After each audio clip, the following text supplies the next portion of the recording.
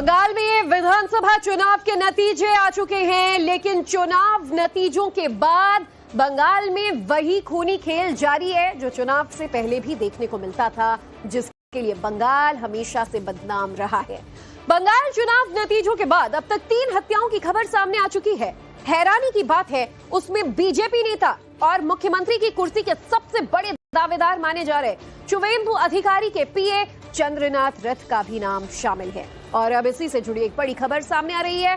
आपको बता दें, चंद्रनाथ रथ के कातिलों को पकड़ने के लिए आसपास के सभी सीसीटीवी फुटेजेस खंगाले जा रहे हैं ताकि ज्यादा से ज्यादा सबूत मिल सके। बताया जा रहा है कि हत्यारों को पकड़ने के लिए कई टीमों का गठन किया जा चुका है और उन्हें जल्द से जल्द दबोचने की कोशिश की जा रही है, लेकिन अब तक बंगाल पुलिस के हाथ खाली है। तो हत्यारों को दबोचने के लिए टीमों का गठन कर दिया गया है। आईजी लेवल के अधिकारी जो है मामले की अध्यक्षता करेंगे और अब तक 3 संदिग्धों को हिरासत में भी लिया गया है। ये तस्वीरें भी हम लगातार आपको दिखा रहे हैं जो पश्चिम बंगाल के खूनी रक्त चरित्र वाली सियासत की तस्वीर की गवाही दे रही है। किस तरीके से अब इस पूरे मामले में जांच आगे बढ़ रही है, अब एक एक नए खुलासे होते चले जा रहे हैं। इस पूरे मामले पर बंगाल के डीजीपी सिद्धनाथ ने कुछ बयान दिया है। उन्होंने क्या कहा, पहले आपको वो सुनवा देते हैं। We have started the investigation. We have seized a vehicle which was used for the crime purpose. On investigation, it has been found that its number plate has been tampered. The vehicle actually, the number plate that has been used belongs to a vehicle in Siliguri, but actually it is a tampered number.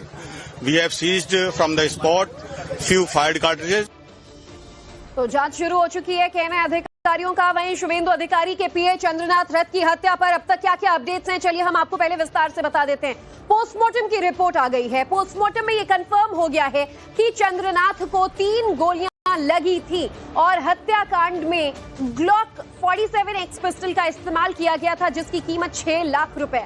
Chandranath murder case में SIT का गठन कर दिया गया है। इसमें CID के अधिकारी होंगे, इंटेलिजेंस ब्यूरो के होंगे, एसटीएफ भी जांच में शामिल होगा और साथ ही आसपास के सभी सीसीटीवी फुटेजेस को खंगालने का सिलसिला शुरू हो चुका है। हालांकि कार पर जो नंबर प्लेट था वो नकली बरामद हुआ और उस संदिग्ध कार को लेकर जांच शुरू हो गई है। कुछ लोग पूछताछ के लिए हिरासत में भी लिए गए हैं और जो मुख्य हमलावर है, जो मास्टरमाइंड है, वो फरार है। फॉरेंसिक जांच रिपोर्ट का इंतजार किया जा रहा है। कार, उसके आसपास के तमाम जो जांच हुए थे, उसका फॉरेंसिक जांच जो हुआ उसकी रिपोर्ट का इंतजार अब किया जा रहा है कि उससे और देखना होगा बारीकी लेवल पर आगे क्या कोई बड़ा खुलासा हो पाता है कि शूटर कौन था, शार्प शूटर था, प्रोफेशनल शूटर था, उसे किसने हायर किया, क्या ये सुपारी किलिंग का मामला था, राजनीतिक रंजिश थी। तमाम पहलुओं पर अब आगे की तफ्तीश जो है वो जारी है। इधर शुवेंदु अधिकारी इस हत्याकांड के बाद बेहद भावुक नजर आए, साथ ही गुस्से में भी। सुनिए अपने पीए की हत्या पर शुवेंदु अधिकारी ने क्या कहा। इस तरीके से हत्याकांड हुआ, उसका निंदा करने का कोई भाषा नहीं है। एक करने के लिए एक ही वजह है, वो बीजेपी का शुवेंदु अधिकारी का एग्जीक्यूटिव असिस्टेंट है और शुवेंदु ने हाल ही जो चुनाव हुआ, नतीजा आया, भवानीपुर में ममता बनर्जी को हराया। यही कारण हो सकता है, इसका कोई बात नहीं है। मैं उनका परिवार का साथ दूंगा और परिवार का जो डिमांड है, तुरंत इसको जो किया है उनको हिरासत में लेकर चार्जशीट करके कॉन्विक्शन दिलाना, एक प्रक्रिया में भी मेरा जो जिम्मेदारी है मैं निभाने का काम करूंगा। पोस्टमार्टम आप करवा के आए, क्या कुछ पता चला है? पोस्टमार्टम डॉक्टर ने किया। डॉक्टर लोग ने बाहर आकर बोला उनका बॉडी से 4 बुलेट निकला। सब हार्ट जो है, हमारी हार्ट का माने अगल बगल में जितना भी पैसेज है सबको टारगेटेड करके किया है और बहुत क्लोज मर्डर है, बहुत नजदीक से गोली किया है। और पूरा जैसे ओटी का पहले डॉक्टर ने पिन पॉइंट करता है ना, ये लोग भी पिन पॉइंट किया कहाँ गोली करने से उसको तुरंत मौत हो जाएगा। ये पूरा प्लान करके किया। ये बहुत स्पेशलिस्ट और खूंखार खूनी है, आतंकवादी। सारी बयान दे रहे हैं उनके पीए की हत्या कैसे हुई, उसके क्या क्या डिटेल्स सामने आ रहे हैं। बताया ये भी जा रहा है कि चंद्रनाथ को गोली मारने के लिए ऑस्ट्रिया में बनी ग्लॉक 43X पिस्टल का इस्तेमाल किया गया। ये पिस्टल कैसे अलग है, क्यों खास है, ये भी हम आपको विस्तार से बताएंगे। और पुलिस को इसका पता मर्डर स्पॉट पर मिले कारतूस के खोखे से चला। अब ग्लॉक कैसा हथियार है, चलिए हम आपको बताते हैं। ग्लॉक जो एक छोटा सा पिस्टल होता है, ये ऑस्ट्रिया में बनी एक कॉम्पैक्ट 9mm पिस्टल है, यानी कि बेहद दिखने में छोटे से रिवॉल्वर की तरह ही होती है। वजन में भी हल्की और साइज में भी इतनी छोटी, इतनी कंपैटिबल कि ये जेब में रख ले तो पता न चले।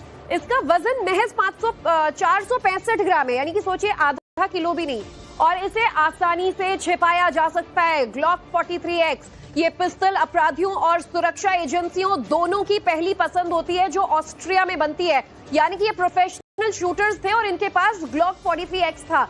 इसकी मैगजीन में 10 राउंड की गोलियां भरी जा सकती हैं, यानी एक ही बार में आप 10 फायर कर सकते हैं। इसकी अंतर्राष्ट्रीय कीमत मार्केट में 40,000 रुपए है, लेकिन ये जो बंदूक ली गई थी इसकी कीमत 6 लाख बताई जा रही थी। ये पिस्टल भारत में मान्य नहीं है, इसे इलीगल तरीके से इस्तेमाल में लाया जा रहा था और इसीलिए ब्लैक मार्केट में इसकी कीमत 3 से 8 लाख रुपए हो जाती है। इसे विदेशों से तस्करी कर भारत में बेचा जाता है, लेकिन ये जो इसका ओरिजिनेशन था वो ऑस्ट्रिया का बताया जा रहा है और इसे इंडिया में इलीगली इंपोर्ट किया जाता है और इसीलिए इसकी कीमत लाखों में हो जाती है।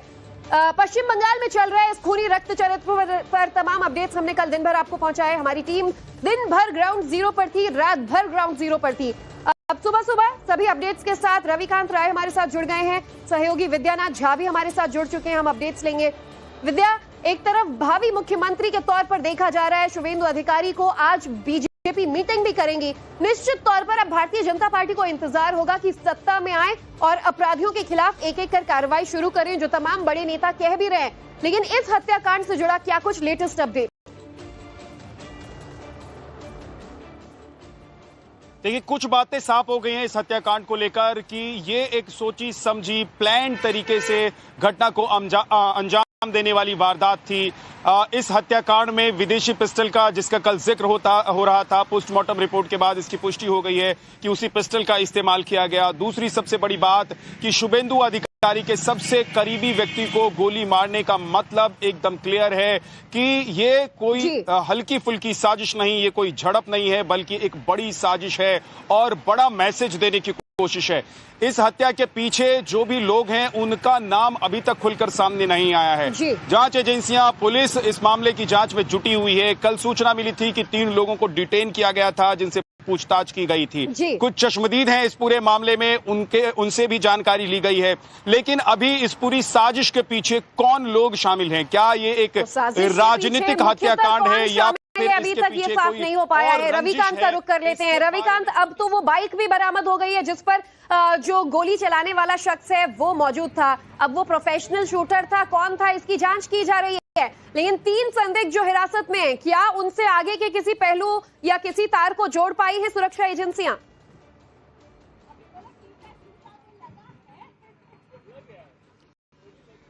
देखिए, दरअसल इस मामले में अभी भी पुलिस के हाथ खाली हैं। जो संदिग्ध 3 लोगों को पुलिस ने हिरासत में लिया है, उनसे पूछताछ की जा रही है।